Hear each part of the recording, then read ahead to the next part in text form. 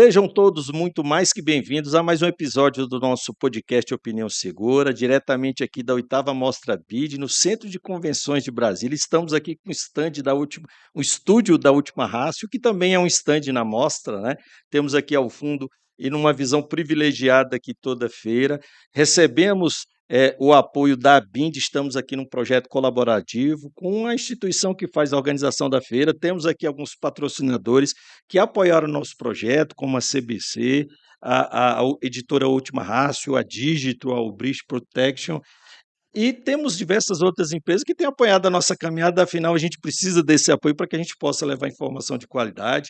E eu tenho aqui uma entrevistada que eu já venho há algum tempo perseguindo, literalmente. Não conseguimos entrevistá-la na COP internacional por conta da agenda. A gente sabe que a agenda dela é muito pesada, né? Carga de trabalho excessiva, mas hoje eu tenho a honra de receber aqui a doutora Heloísa, que, além de chefe de polícia no estado, nosso querido estado da Bahia, também é presidente do Conselho dos Chefes de Polícia. Sejam muito bem-vindos, doutora. Muito obrigada, um prazer enorme estar aqui falando com vocês. E a satisfação, estava até conversando aqui com a doutora Heloísa, que não deve ser fácil chefiar uma polícia e estar à frente de um conselho.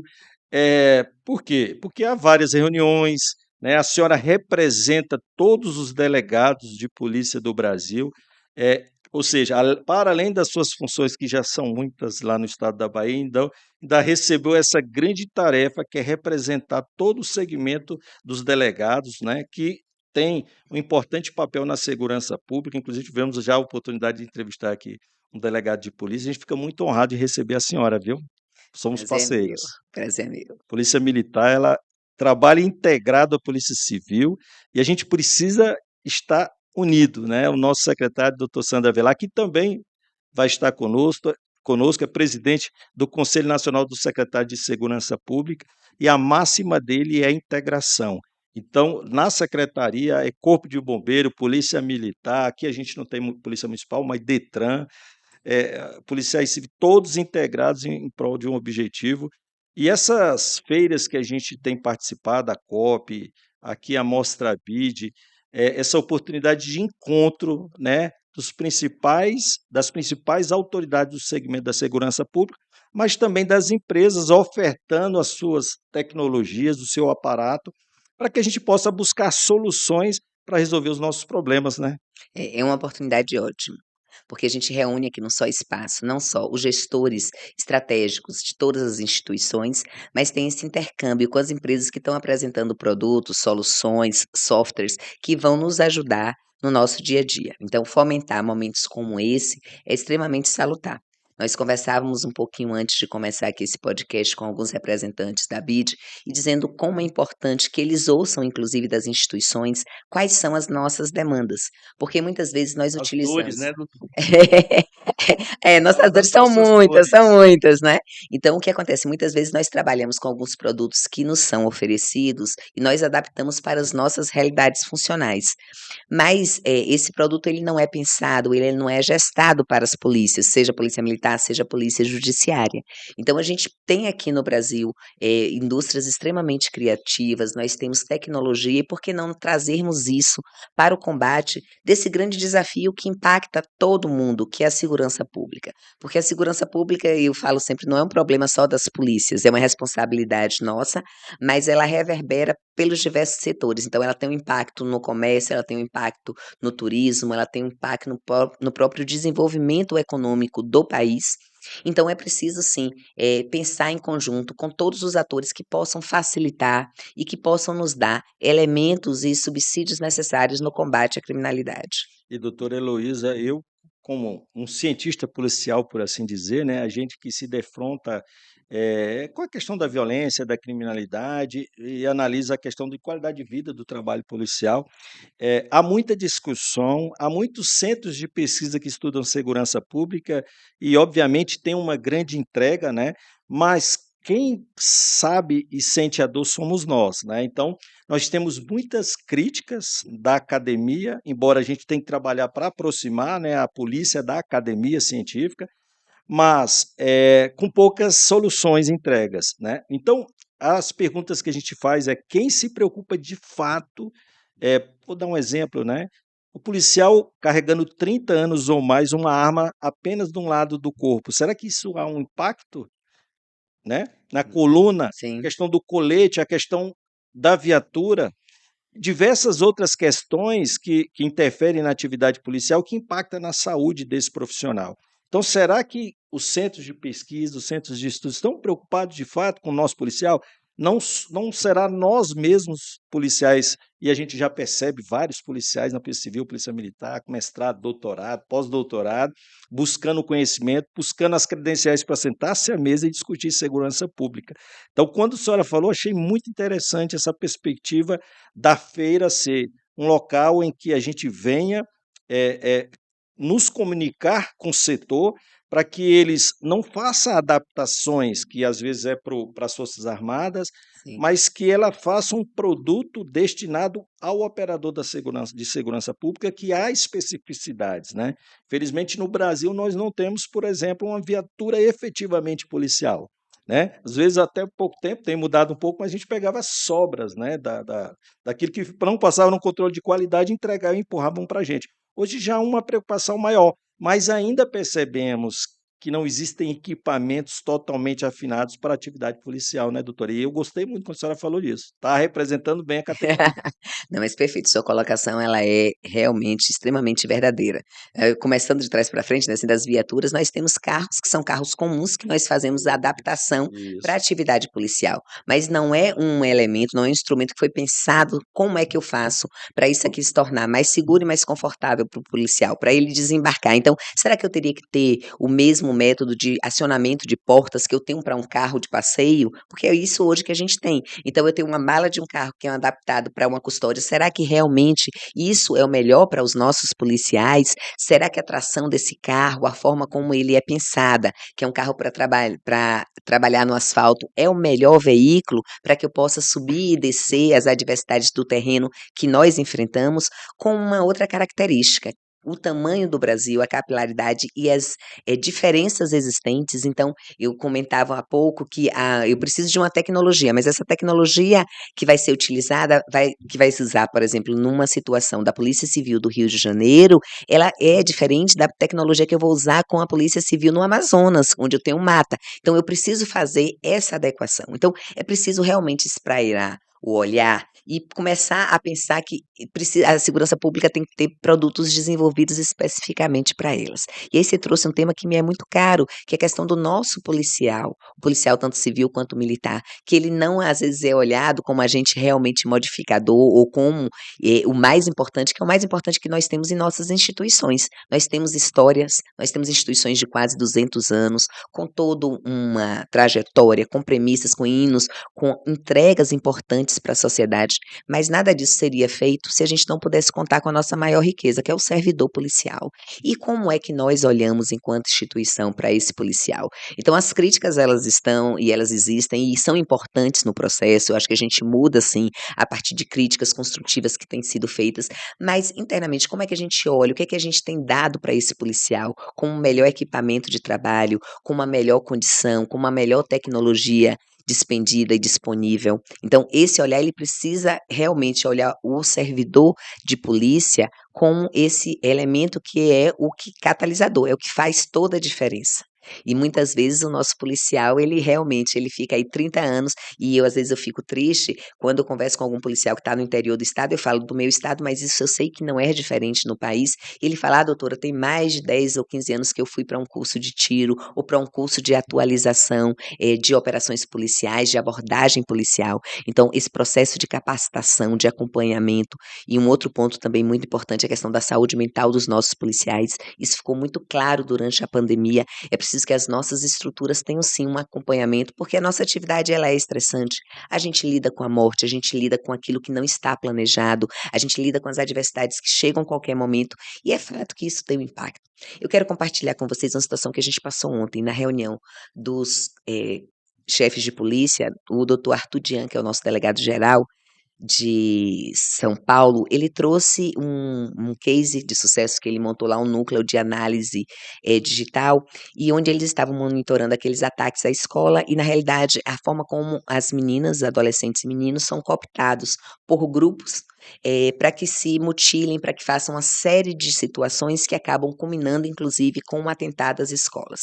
E ele mostrou, assim, trouxe vídeos e a gente olhando crianças de 11 anos se mutilando em frente a uma câmara, sendo incentivada por outros indivíduos que depois vendiam aquilo ali como pornografia infantil, o acesso àquelas imagens. E aí a gente fica olhando assim e fala, gente, aí eu com meus 28 anos de polícia, tem um determinado momento que eu fiquei assim, falei, gente, eu não quero mais ver, eu, Heloísa, não delegada, né, Heloísa, pessoa física, e eu pensei, se eu, com 28 anos de polícia, ao ver uma cena daquela, eu tenho um impacto, imagine os nossos policiais que estão diariamente, por exemplo, lidando com situações desta natureza.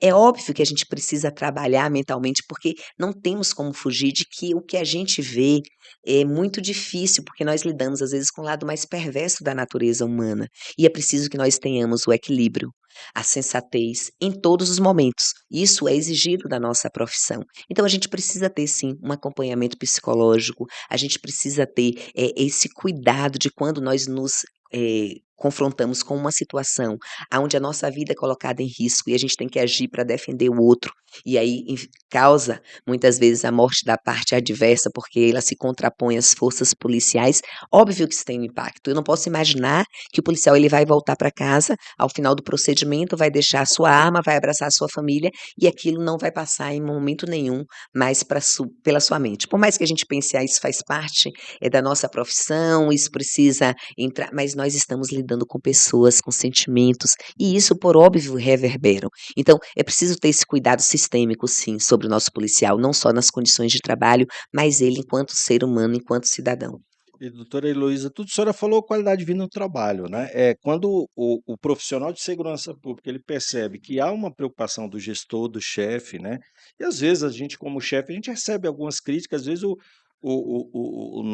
servidor, nosso parceiro, ele acha que a gente às vezes não tem um olhar atento à dor dele, mas tem. Eu tenho acompanhado os gestores e eu percebo isso, brilho no olho, e como eu estou sentindo aqui, na preocupação com todos os servidores, né. E essa questão de saúde mental, ela é muito preocupante e a gente não pode jogar a sujeira para debaixo do tapete, né. Nós tivemos, e eu até já falei isso nas redes sociais, tivemos um relatório do MJ que dá conta que de 2022 para 2023 nós, infelizmente, tivemos um aumento de 1/3 no número de autoextermínio de policiais no Brasil. Isso é muito preocupante. E o que me preocupa mais é que eu não percebi a imprensa, a sociedade, com preocupação com essa temática. É lógico que há toda uma preocupação de não, veicular, assuntos como esse, né, para não evitar repetições. Mas a gente sabe também que a gente não pode jogar a sujeira para debaixo do tapete, nós precisamos cuidar de quem cuida da sociedade, né. E a saúde mental, ela tem essa preocupação com a saúde mental dos nossos policiais, ela tem sido uma preocupação dos gestores, inclusive do Ministério da Justiça, a Justiça gente agora com o percebe projeto Escuta que SUSP. houve também o projeto Escuta SUSP e também a questão, dos indicadores, né, e da questão, dos gastos com SUSP, indicando que recursos sejam implementados na qualidade de vida do trabalho policial. Então, há uma preocupação e é importante nós nos preocuparmos com o Sim. policial, porque a gente tem perdido, infelizmente, muitos colegas, não só na guerra que nós temos participado cotidianamente, muitos policiais morrendo, né, em combate, fora de serviço também, mas também essa questão da saúde mental que tem atormentado muito os nossos. Porque é o que eu costumo dizer, né, nós policiais somos o muro que o Estado, né, ergue, que a sociedade ergue para protegê-la, mas esse muro ele é pichado, né, ele é depredado, ele urinam nesse muro e ele serve de proteção. Mas quem cuida do muro? Quem é que pinta, né, quem é que mantém esse muro? Então, a gente também, né, quando a gente fala de integração, né, doutora, a gente percebe que a gente compreende as críticas que vêm da sociedade, da imprensa, mas, e isso só impõe a necessidade da integração, que é isso que tem sido feito nos conselhos, essa integração e articulação entre os presidentes do Conselho Nacional dos Comandantes Gerais, da Liga Bom, dos chefes de polícia, das guardas municipais, unidos, né, com palestras muito interessantes, né, que também esses encontros promovem palestra, debates, para que de fato se defina doutrinas. Nós temos o Pacto Federativo, né, a independência dos estados em diversas matérias, e é o momento em que o polícia, né, o conselho, ele irradia doutrina, né, às vezes tem problemas que são candentes e que a maioria dos estados experimentam, e é nesses encontros que estabelecem formas de agir, né, então a integração ela é muito importante. Ela é fundamental, até porque o crime ele não tem divisão administrativa, né, E eu falo, ele não tem o mal não burocracia. dorme, né? Ele não tá assim: "Ah, eu não vou passar aqui porque eu sou do sul, eu não vou pra Bahia", não funciona assim. Então ele vai levando a rodão, qualquer espaço que tem ele ocupa e ele vai, então a gente precisa estar cada vez mais integrados, porque nós temos o mesmo objetivo, todas as instituições. O que que a gente já eu acho acredito que nós já amadurecemos, nós já entendemos que podemos trabalhar juntos, cada qual dentro da sua especificidade técnica, Claro, sem ocupar o sem espaço da invadir o polícia espaço do militar, o outro. outro ou vice-versa. Então eu acho que as instituições, elas estão chegando agora a esse ponto de amadurecimento, porque é importante a gente falar disso. Durante muitos anos, e a gente pode retomar aí entre a década de 60 e 70, houve sim um acirramento entre as instituições, que isso foi inclusive estimulado com algum tipo de interesse, onde Político, você claro. tinha essa politização e esse tornar isso aí, né, na realidade fala dividir para conquistar, né, Exato, é é isso uma mesmo. máxima. Então, na realidade, isso foi feito e a gente criou, a gente conviveu muito tempo com isso. Mas eu acho que a gente foi amadurecendo e entendendo que o respeito às instituições, ela perpassa também por a gente saber o que cada um tem a sua capacidade técnica de fazer e apoiar o outro naquilo que é necessário. A polícia, e eu falo sempre, eu cito Tem aquele bandido para todo mundo, tem né, bandido pra doutor? todo mundo. Mas eu cito aquele exemplo do Avatar, quem assistiu aquele filme, o Avatar, que ele fala muito da questão de todos em rede para que a coisa funcione, e com as instituições policiais é fato. Se eu pensar que eu posso trabalhar só com polícia judiciária, de modo isolado, eu não vou conseguir avançar, porque preciso da polícia militar, eu preciso da polícia federal trocando informação, eu preciso da guarda municipal, é assim, cada um fazendo a sua parte para que a gente alcance o todo. Então eu acho que isso já ficou muito claro, as presidências dos conselhos, eles têm essa visão. Isso aí, como você trouxe, já é dito e feito com muita maestria por doutor Sandro Avelar, que está presidente do Conselho dos Secretários de Segurança Inclusive vamos Pública. entrevistá-lo aqui, Ele é realmente vamos saber. fantástico. Mas eu sinto isso também com secretários de Estado. Na Bahia nós temos também um secretário que é um delegado da Polícia Federal, o secretário Marcelo Werner, e desde que ele assumiu, ele fala isso, e a gente não consegue nem pensar em como funcionar de modo diverso. Então, essa reserva de mercado, ela não existe, porque a gente olha que o bandido não faz assim. Então, é preciso que a gente compartilhe, inclusive, as boas práticas, é Isso, preciso que a boas gente práticas. troque as informações e que os vínculos de confiança, eles sejam estabelecidos institucionalmente. Porque não é possível só confiar em Heloísa, a pessoa, porque Heloísa passa. As pessoas, elas passam nos cargos, as instituições ficam. Então é preciso que as outras instituições confiem entre si, nos seus representantes, na estrutura que tem, na lisura das ações, porque nós estaremos nos cargos, a gente vai se modificar, mas essa integração, ela precisa estar estabelecida sempre. E doutora Heloísa, assim, a gente falou de qualidade de vida no trabalho, de saúde mental, e a gente percebe, a senhora, eu fiquei até um pouco espantado, a senhora falou tem quase 30 anos de polícia, né, mas a senhora tem que dar a fórmula Entrei aqui. muito jovem. Eu vejo que, a senhora obviamente deve praticar atividade física, e a gente sabe que a gente hoje precisa, né, do operador incentivar. Então quando a gente vê uma delegada, chefe de polícia, como temos aqui a nossa coronel Ana Paula, que é a nossa comandante geral, né, Ah, fantástica, deixa eu mandar um abraço para ela, que eu conheci corre também no evento, ela é corre pra caramba, fantástica. né, então, quando o policial percebe e olha para o seu chefe, vê ele, né, fininho, correndo, malhando, isso é inspirador. E a gente sabe que a atividade física ela é muito importante para que a gente possa canalizar, e eu vejo a dificuldade que a senhora deve ter para encontrar um espaço na agenda, né, para Mas malhar, né. a dica é carrega o tênis sempre para onde for, que se der 20 minutinhos sai para Mas dar uma que corrida. legal, viu, parabéns doutora. Mas isso é muito importante, a gente conseguir fazer atividade física, porque isso ajuda inclusive no nosso equilíbrio mental, na nossa tranquilidade. Não só a endorfina e a gente tem a saúde para o corpo como um todo, mas isso também ajuda no nosso equilíbrio. Claro. Inclusive, né, como a gente lida lida com situações que são tão difíceis, isso traz para a gente mais equilíbrio, mais tranquilidade. E tem que ter esse estímulo mesmo, é preciso que a gente cuide. A gente ainda vê alguns policiais, assim, que a gente fala assim, mais antigos, sem, não vou fazer isso, não vou fazer aquilo, mas eu acho um compromisso institucional nosso como gestores, não só no exemplo, mas incentivar. E é uma coisa que nós temos buscado trazer para as nossas instituições é fomentar clubes de corrida, fomentar parcerias com academias, porque o nosso servidor ele precisa se movimentar. Então, seja através de uma aula de pilates, eu brinco assim, vai fazer até yoga, já te traz um equilíbrio, ou uma academia, uma corrida, uma caminhada, o que é possível dentro das suas possibilidades, porque aí você está cuidando do todo.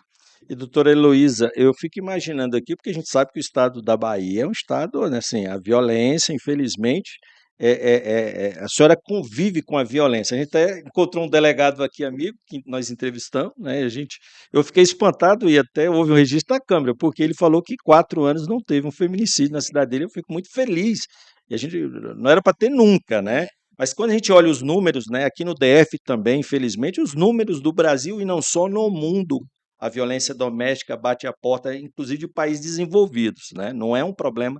Até relatei aqui na entrevista, ao mesmo tempo que a gente teve um aumento, uma diminuição excessiva de 1/3 no número de homicídios, no mesmo período de 2017 para cá, nós tivemos uma ampliação de 1/3 também no número de feminicídios.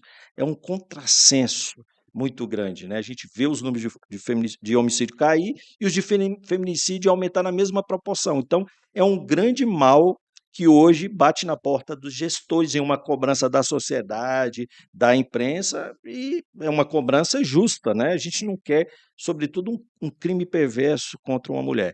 E aí eu fico imaginando a senhora na Bahia, né? Que não é um estado, que é um estado que tem muito trabalho, né? E aí eu gostaria que a senhora falasse um pouco dessa experiência sua à frente, né? Da delegacia geral, né? Da chefia geral da Polícia Civil do nosso querido estado da Bahia, terra muito boa, viu? É, na Parabéns. realidade, receber essa missão foi um desafio, mas uma grande honra de estar à frente aí de valorosos homens e mulheres. Somos quase 5.900 servidores policiais agora, Efetivo grande, espalhados, né? né, espalhados.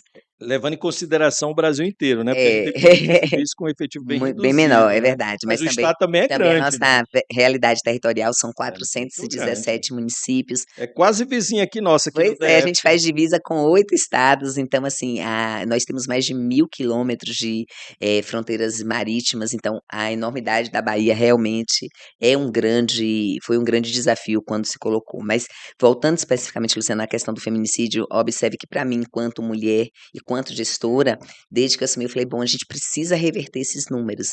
E eu lhe falo que ao caminhar desses quase 4 anos que eu estou à frente, os números diminuíram um pouco, mas muito aquém daquilo que nós gostaríamos, porque a questão da violência Mas contra a só de ter mulher diminuído já porque eu mas é falei que a muito realidade pouco. mas a realidade brasileira foi um aumento na proporção de 1/3. Isso, Se no estado da senhora está diminuindo, isso é um excelente sinal. É lógico que poderia ser muito, muito mas mais, muito melhor, muito mais. mas a realidade brasileira é de aumento considerável É, em todos os estados, porque praticamente todos os estados. tem vários fatores aí, né, assim, um dado que a gente percebe que o feminicídio ele não pode ser combatido só com o trabalho das polícias civis e militares. Exa Então, é fato que eu preciso ter uma estrutura de atendimento, de acolhimento para essa mulher diferenciada, porque senão monitoramento. ela não chega na delegacia, que se ela chegar na delegacia e encontrar um homem, a depender da postura do boa noite ou não que ele der, ela já volta, a forma como ela é acolhida nesse primeiro Por conta da momento. revitimização, né. Exatamente. E às vezes colocá-la num ambiente onde tem outras pessoas que ela tem que falar de coisas que são muito íntimas e que versam sobre ela, sobre a pessoa que ela ama, sobre seus filhos, inibe de fato, né. Então a gente ainda luta contra isso, o fato de uma mulher chegar em uma delegacia e ouvir algum tipo de piadinha ou de pergunta aonde imputa a ela algum nível de responsabilidade por aquilo que aconteceu. Então esse é um primeiro, que eu acho que é, assim, um grande desafio das instituições, colocar esses locais seguros. Na Bahia, penso que aqui talvez tenha também aquelas rondas que são específicas para acolhimento Tem dessas a mulheres. Patrulha Maria da Penha, que Isso, inclusive na Bahia é uma referência. é No uma livro virou que um eu batalhão lá. coordenei, tem uma autora lá da Bahia e é muito falado e foi muito veiculado na imprensa a questão da Isso, Patrulha Maria da Maria da Penha, do Penha. apito, né. Isso, que é também uma diferencial no atendimento dessas mulheres, né. Mas perpassa por isso, Luciano, porque quando a gente vai observando as mulheres que foram vítimas de feminicídio, muitas delas sequer tinham registro na delegacia. É, Então o que é que a gente percebe? A mulher não acredita que a mão que mata ou a mão que bate é a mesma mão que mata. E a gente tem dito, gente, a mão é essa. E eu preciso que as pessoas denunciem. Tem também aquela história, eu não vou me meter na conversa que é marido e mulher, mete sim, porque às vezes a mulher ela não consegue nem perceber que ela está sendo violentada. Esse é o ponto talvez mais sensível e mais difícil de nós trabalharmos. A mulher ela está sendo violentada de várias formas e quando chega no físico de modo muito assintoso, ela é cobrada às vezes pelos seus pares, não, você precisa registrar uma ocorrência, porque ficou a marca. O problema é que a marca física, quando ela chega, já deixou marcas psicológicas muito mais profundas, e ela se sente muitas vezes culpada por aquilo que ela fez. Então, é muito comum a gente ouvir ela dizer assim, não, mas ele só fez isso porque eu dei margem, ele sabia que, eu sei que ele não gosta que eu não esteja em casa na hora que ele chegue, então ele me agrediu porque eu deixei de fazer uma coisa que ele gosta, mas ele fez isso comigo, mas ele é tão bom para os meus filhos, ele não deixa faltar nada, tem às vezes a questão também da própria sustentabilidade econômica, porque ela não tem com quem Dependência. recorrer, né. Nós observamos isso, por exemplo, no Oeste, a gente tem um número muito alto de mulheres vítimas de violência doméstica e a gente se perguntava, mas por que uma área que é próspera do agronegócio, que a gente tem ali, na realidade o Oeste da Bahia é uma das áreas, né, mais prósperas da própria Bahia, quiçá do Brasil, então com um poder aquisitivo mais interessante, com a capacidade de empregabilidade de renda para as pessoas. E o que foi que a gente observou? Que muitas mulheres, elas acompanhavam o marido vindo de outros estados, e o marido vinha trabalhar, e ela chegava ali e ela ficava completamente sozinha, sem nenhuma rede de apoio, de família, de amigo, de ninguém para ela conversar. Então ela não tinha Pensa na mais violência. propensia, ela não tinha nem como sair, então ela não trabalhava, ela não tinha como se sustentar ou sustentar os seus filhos. E aí, vamos ser sinceros, a gente vai deixar um filho passar fome?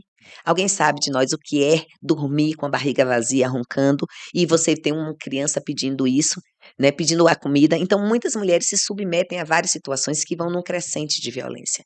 E a violência, ela só cresce, porque na hora que ela não denuncia, na hora que o Estado não chega e manda esse homem parar e coage ele para que ele pare, seja através de uma medida protetiva de urgência, seja através de uma condenação, ele vai continuar fazendo. E aí reverbera, inclusive, nos feminicídios que infelizmente a gente vê e continuam a acontecer. Então, essa luta ela precisa ser conjunta de toda a sociedade. É preciso, inclusive, mudar na formação, nós que estamos formando novas gerações, as novas meninas e meninos, para que não entendam de que o homem pode ser dono da mulher, de que ele pode. E aí vão de coisas sutis, porque às vezes a gente pensa assim, Muito um mas grito, né. eu nunca bati na mulher, mas às vezes não é o bater. O bater às vezes é o mais simples, às vezes é o olhar inibidor, é o grito, é a ameaça, é a violência moral, é a violência psicológica onde fala você não é capaz, você não pode fazer nada, é a violência material onde pega os bens que essa mulher consegue oferir com algum tipo de trabalho, então proíbo dela fazer comida para fora, proíbo dela fazer alguma coisa que lhe dê uma sustentabilidade econômica, percebe? E isso muitas vezes é referendado pelos outros pares, porque o homem ele faz esse tipo É de atitude cultural. e o grupo que está, é assim mesmo, porque é o marido, contemporiza como se fosse uma coisa normal. Não é normal. Nenhum tipo de violência contra a mulher é normal e a gente não pode aceitar. E a gente precisa, sim, reforçar isso, precisa ser uma conduta que ela seja rechaçada socialmente, porque o homem precisa se sentir incomodado. Porque você sabe, um outro ponto também muito delicado e muito difícil é que a gente vê que muitos homens desses se sentem injustiçados quando eles são presos. Porque ele falou, eu bati, mas eu fazia tanta coisa assim, é porque eu perdi a cabeça. Ele quer uma justificativa para aquilo, então ele sai, e nós já vimos também isso no caminhar policial, que ele separa daquela mulher, ele casa com outra e ele faz a Reincide, mesma conduta. reincide. E aí entra num outro ponto que é dificílimo, que são essas crianças fruto da violência. Porque essa criança, se ela não for trabalhada, ela vai entender aquilo como um procedimento normal. Uma Não, prática uma comum. prática comum. Então ela começa a aceitar níveis de Vai violência repetir. e vai repetir. Se Isso é for menino, vai psicologia. repetir como agressor, se Se for for menina, menina, vai aceitar a aceitar aí. agressão. Exatamente, Vai exatamente. achar que é E normal. não tem a ver com o estado social, a gente pensa assim: "Ah, Não não tem a tem. ver". Todas as A gente vê categorias. em todas as categorias. Outro dia eu estava em um evento e aí uma, advogada super famosa falou assim: "Não, porque minha filha, não pode sair assim, porque o namorado fica implicando com a roupa, porque ele disse para ela não usar aquela roupa". Eu olhei, e aí, assim, na hora você tem que fazer um esforço para se controlar, né, porque assim, eu falei: Mas como assim?". Não, porque eu falei assim: "Mas é sua filha, você deixa ela se submeter a isso?". E ela falando com uma naturalidade, porque outro ponto também muito negativo, essa questão ele vem com um pseudo cuidado, uma história cobertura de que o homem está fazendo isso para Proteger. proteger a mulher. Não, você não vai sair com esse decote, porque eu estou te protegendo dos outros. E não, na realidade, ele não está respeitando a escolha dela, percebe? Então, são questões tão sutis que a gente precisa trazer esse debate à tona, precisa falar muito sobre isso e precisa trabalhar com quem está cometendo o crime, com quem é vítima e com a família, porque quando uma mulher ela é agredida, é a família toda, toda em volta que também sofre essa agressão. Doutora, 3 pontos na fala da senhora eu gostaria de ressaltar. A primeira é que o homem e a mulher, ambos São os 2. precisam compreender que, no caso da mulher, obviamente ela também pode ser agressora, mas a mulher ela tem que entender que ela tem que ter muito cuidado para que ela não seja uma vítima. E quando eu falo mulher, eu tenho 2 filhas. Desde a educação que ela deve receber na escola, mas também dos pais, no sentido de identificar comportamentos. Começa com um grito, espera aí, e aí você permite o grito, na medida em que você se contrapõe ao grito no primeiro momento, você também está fazendo a sua contribuição Sim, para evitar, né. Obviamente perfeito. existem circunstâncias diversas, né, assim como o homem ele precisa estar atento, na da cultura que ele veio, os ensinamentos que ele teve e sempre também alerta, porque é muito fácil falar: "Ah, eu perdi a cabeça", espera aí, e o controle emocional que você precisa ter? Então, e ele atinge os diversos setores e segmentos da sociedade.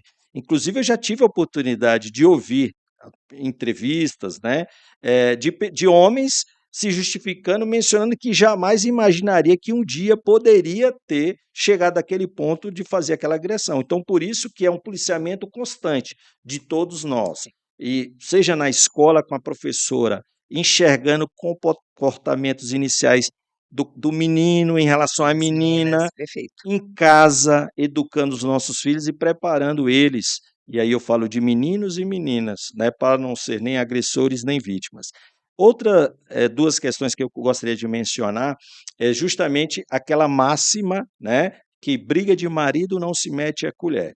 E a gente precisa quebrar essa ideia, né, e a gente fica triste quando a gente percebe que às vezes o vizinho, ele se incomoda com som alto e chama a polícia, e não se incomoda com a mulher gritando e pedindo por socorro, Perfeito. né. Então essa questão a gente tem que mudar essa questão e tem que meter a colher sim. Outra questão que a gente sabe, né, e eu acho que a senhora já conviveu com isso, né, com exemplos de policiais atendendo a ocorrência que, obviamente, se você chega numa casa, você vê uma mulher ensanguentada, violentada, às vezes o marido ainda agredindo, você como policial, você vai conter aquele indivíduo, às vezes ele se autoagride, às vezes ele cai, ele se machuca, né, às vezes o policial ele tem uma atitude mais enérgica por conta da situação, e o que acontece depois é que esse policial ele se torna réu em uma ação por conta de um testemunho até da mulher que ela está envolvida naquela situação, às vezes não quer o marido preso, tem a dependência, e às vezes o policial ele fica com aquela: "Poxa, nessa eu não", mas até nisso eu percebo que de uns 10 anos para cá, né, eu até a cultura policial está mudando no sentido de entender que ele começa a entender essa situação e a intervir, mesmo sabendo que pode haver um dano colateral, né. E a outra questão, que eu gostaria de mencionar, é essa questão da denúncia, que a gente vê muito, eu já entrevistei várias delegadas que trabalham com essa questão. Aqui no Distrito Federal, a nossa vice-governadora lançou um projeto muito interessante chamado Ressignificar, inclusive eu sou um dos, elaborei o material de comunicação não violenta, que é justamente preparar todos os servidores da segurança pública para receber essa mulher vítima de violência. E também para identificar dentro da própria instituição, porque a mulher, ela é policial, ela também pode ser vítima. Claro. Nós tivemos aqui no DF uma policial civil que inclusive trabalhou na delegacia de mulher nossa e foi vítima de feminicídio. Então, isso é uma prova inconteste de que pode atingir a todos e a gente precisa ter um olhar atento e incentivar e educar a denúncia. Quando eu falo essa questão, a mulher precisa entender que não é o fato dela registrar uma ocorrência contra o marido que necessariamente a relação precisa terminar ou se separar. Não, ele promoveu contra ela um ato que é considerado crime e que ela precisa registrar. para se resguardar e talvez utilizar aquilo como um processo de educação para o marido. Uhum. Não quer dizer necessariamente que porque ela está indo numa delegacia fazer um registro, ela precisa terminar efetivamente a relação Oi, dela. claro. Embora a gente saiba que, eu falo isso muito para minha filha, não fica só no grito, não fica só no tapa. O próximo estágio é mais severo. Um marido que levanta a mão para a mulher e dá um tapa, um empurra, pode esperar que vem mais. A senhora concorda comigo? Concordo plenamente. Aí por isso que eu estava te falando assim, a mão que bate é essa mesma mão que mata, né. E aí eu fui delegada no interior, e aí tive essa experiência de você chegar lá e a mulher vai procurar a delegacia, então o que é que ela quer na realidade quando ela faz o registro? Você trouxe com muita propriedade, não é separar, ela quer que a gente faça um aconselhamento. A gente quer que chame Mediação. uma mediação, né, que naquela época se falava assim. Inclusive a lei 9.099, ela proíbe e veda, mas eu sou doutor em mediação, que a minha tese de doutorado é sobre mediação policial, emprego das forças policiais como instância mediadora de polícia. E eu abro um parênteses para dizer o trabalho belíssimo que é feito, não só pela Polícia Militar, mas pelos delegados e pelos agentes nas delegacias. E eu já tive relatos de delegadas, né, que falam, olha, o nosso trabalho na violência doméstica, a gente media mais do que toma ações legais, medidas legais. Mas é importante esse ponto, por isso que eu abri esse parêntese, porque a gente precisa entender que, para além daquele fato típico e antijurídico que a Lei 9.099 ela obriga o delegado de polícia a agir, né? Sim. Mas existem questões acessórias para evitar que aquele fato aconteça novamente e também há outras pessoas envolvidas como as crianças, não é isso, doutor? Verdade, perfeito. Exatamente. E aí, quando a pessoa nos procura, ela quer exatamente este que a gente chama assim de. A gente hoje fala mediação, mas há 30 anos atrás era fazer os conselhos, o aconselhamento, né? E aí você chamar e colocar para o outro que aquela medida vai acontecer, se ele continuar nesse viés, e por outro lado também, principalmente, elucidar a vítima de quais são as opções que ela tem, o que é que ela vê, quais são os riscos que ela corre. Então, assim, hoje em dia, a gente precisa fortalecer todas as estruturas sociais para acolher essa vítima, porque Rede de inclusive apoio. você tem que ter, é o que eu sempre digo, assim, o pessoal fala: "Ah, doutora, eu quero que bote com a delegacia especial de atendimento à mulher no interior do estado". Eu falei: "Mas qual a rede de apoio que eu tenho subjacente? Porque senão eu vou ficar com aquela mulher sem ter para onde ir, para onde ela é para ser acolhida, eu tenho que ter um lugar que consiga dar para ela Aqui nós temos as empregabilidade". Casa da Da mulher Mulher. brasileira, É, Casa da Mulher Casa da Mulher Brasileira, Brasileira, isso, que a exato. gente tem também lá na Bahia, a gente conseguiu uma que tem em Inclusive é do Salvador, governo do federal, não governo é? federal, que é também uma ideia extremamente salutar e revolucionária de trazer para o mesmo ambiente todos os atores, todos aqueles que podem auxiliar. Então a mulher ela entra a partir dali, ela é acolhida na parte policial, ela passa pelo Ministério Público, pela Defensoria, pela parte social, ela tem todo o encaminhamento que é necessário para ela e para sua família. Então, agora qual é o grande desafio? A gente levar essas estruturas para todo o nosso Brasil. Capilaridade, Essa né? capilaridade que é fundamental. E por isso a gente volta a falar de novo da importância do trabalho do policial, né, que o policial militar faz e tanto o policial civil faz nesse primeiro acolhimento, quando ele primeiro recebe essa mulher que vai nos procurar, e é preciso que a gente tenha essa tranquilidade para esclarecer ela todos os pontos, para dizer o que é que pode acontecer, para inclusive dar para ela as opções de que caminho a seguir. E a estrutura legal está ali para apoiar e para acolher. Então isso é muito importante, a gente precisa realmente focar cada vez mais nisso. Doutora Heloísa, infelizmente o tempo é curto, eu sei que a senhora tem uma agenda lotada, eu vi aqui que o tempo passou rápido, a gente poderia ficar aqui até mais tempo, a senhora tem muito a contribuir com o debate.